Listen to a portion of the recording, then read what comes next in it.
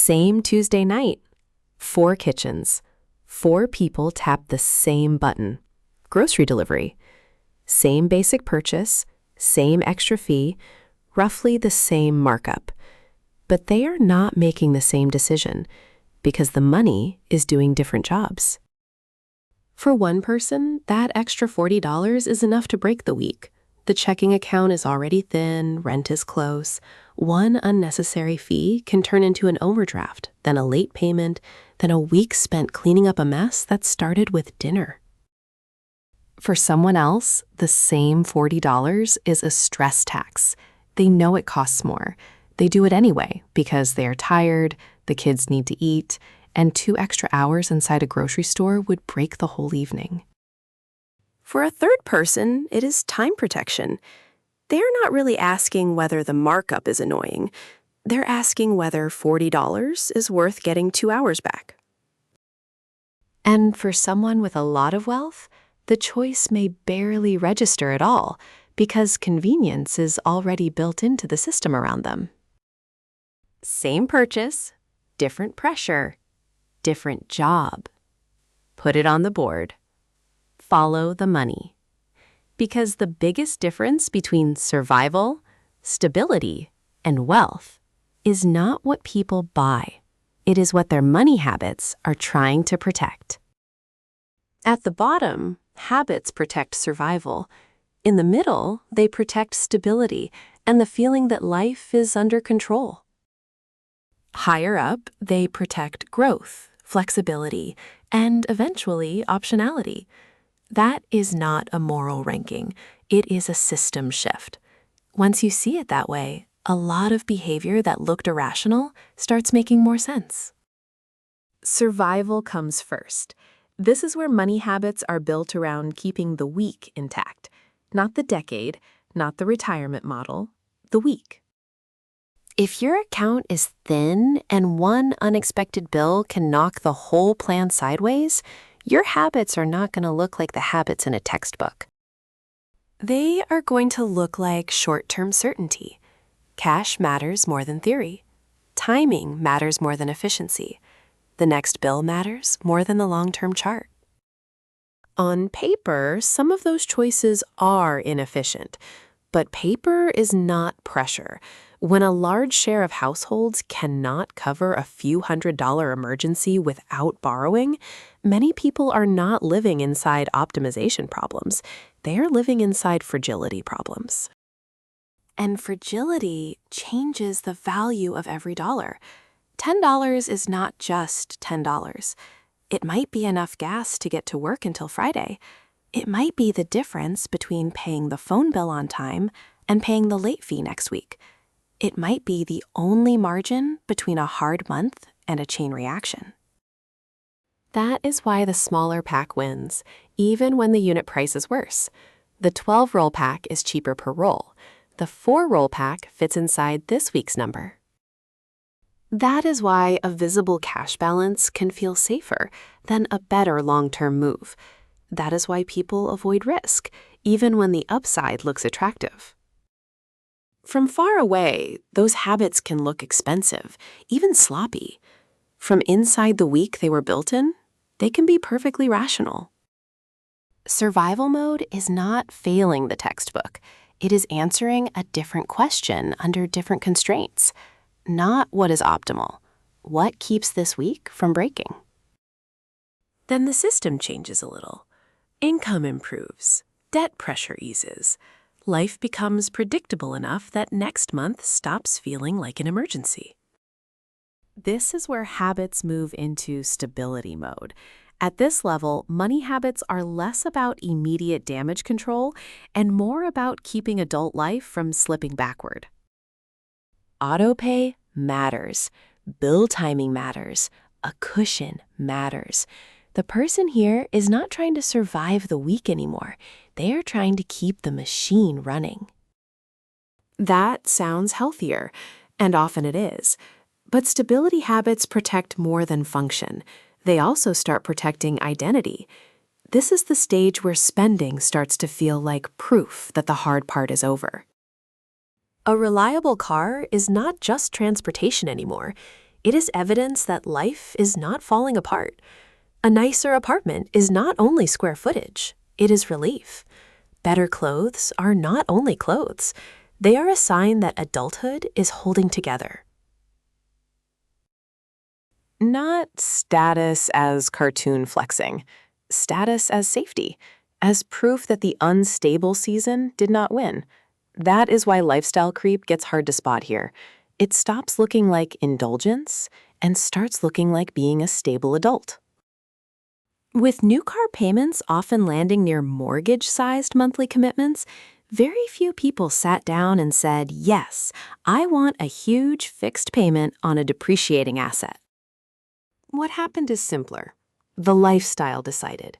The habit was not protecting wealth yet. It was protecting predictability, image, and the relief of not looking one emergency away from collapse. This is also where spending starts doing social work. A dinner out is not always dinner out.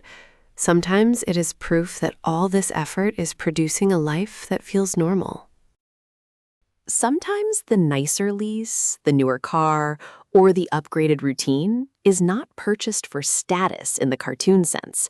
It is purchased because the person is tired of feeling one bad month away from embarrassment. That is real pressure. It is also where a raise can disappear without ever looking like waste. The raise does not disappear all at once. It disappears by becoming normal. It is also where the subscription stack gets slippery. Streaming, delivery, software, fitness, cloud storage, the app that felt harmless at $9 a month. None of them looks large by itself.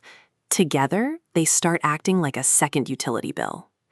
At this level, the goal is not to feel rich. It is to keep life from sliding backward. Then there is another shift. This is the stage where money stops being mostly reactive and starts becoming architectural. The question is no longer only, can I afford this? Now it becomes, what is this replacing?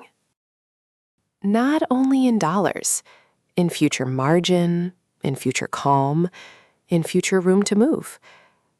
Builder habits are boring because they are supposed to be.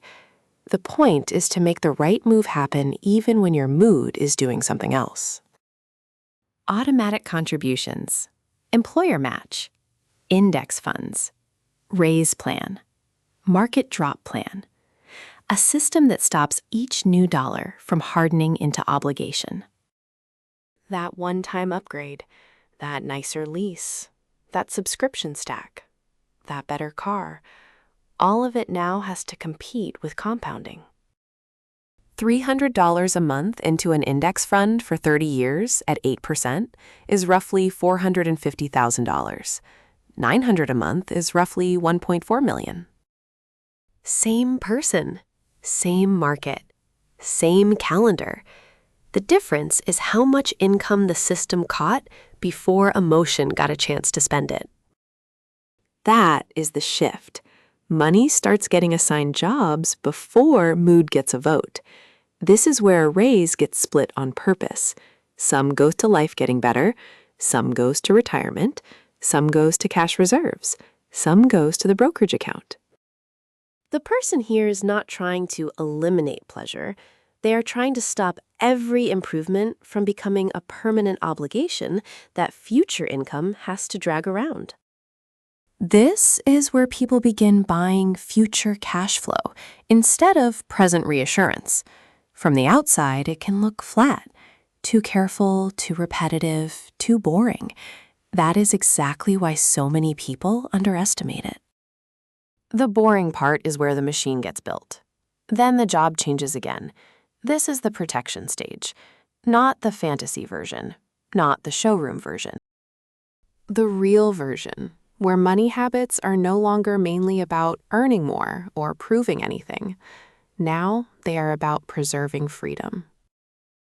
This is where a lot of middle-class observers get the signal wrong, because wealthy habits often do not look like what middle-class ambition expected them to look like. At higher levels, the question changes again. The goal is not more proof, It is fewer forced moves. That is why people with real wealth often care more about taxes, legal structure, insurance design, concentration risk, and calendar control than about visible luxury. That is why mature wealth often pays to reduce friction but refuses unnecessary obligations. A lot of wealthy behavior looks strangely untheatrical from the outside for exactly that reason. There is a reason so many real millionaires still drive ordinary brands like Toyota, Honda, and Ford. Not because wealthy people hate nice cars, because mature wealth is often less interested in proof than in avoiding traps. Concentration is the quiet one. A founder with 90% of net worth in one stock is not wealthy in any usable sense. They are exposed. One bad quarter is not a setback. It is a structural event. That is why mature wealth diversifies, even when the original bet was the thing that worked. At that stage, the expensive mistake is often not the obvious luxury purchase. It is the obligation that reduces room to maneuver.